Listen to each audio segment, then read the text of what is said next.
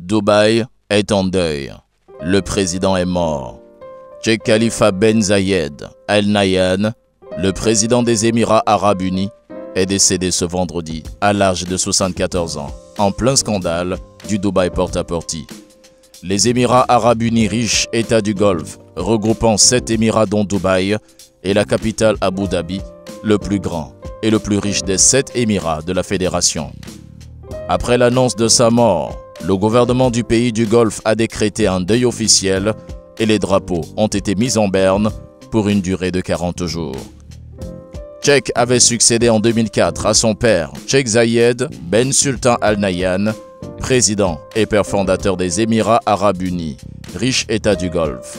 Sheikh Khalifa, victime d'un AVC en janvier 2014, se faisait rare en public.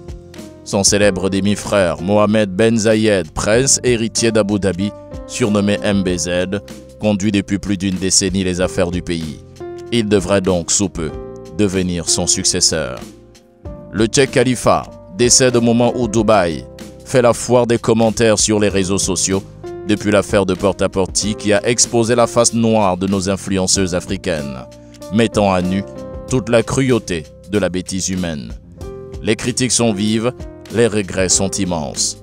Sous le mandat de Sheikh Khalifa, les Émirats ont connu un rapide essor économique, porté par les richesses pétrolières qui concentrent 90% des réserves de la Fédération et l'affirmation de Dubaï comme hub de la finance reste jusqu'alors une luxueuse destination touristique ou encore le carrefour du transport aérien. Dubaï est également devenu en peu de temps la porte de sortie des excréments à destination des toilettes portables que sont devenues nos sœurs africaines.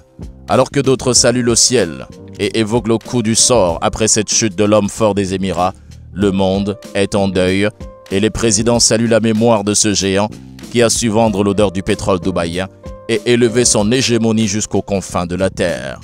Condoléances les plus attristées. Merci de vous abonner à notre chaîne Premium Télévision pour ne rien rater des infos tout azimut, actualités sociopolitiques, culturelles et sportives du 237, du continent et du monde.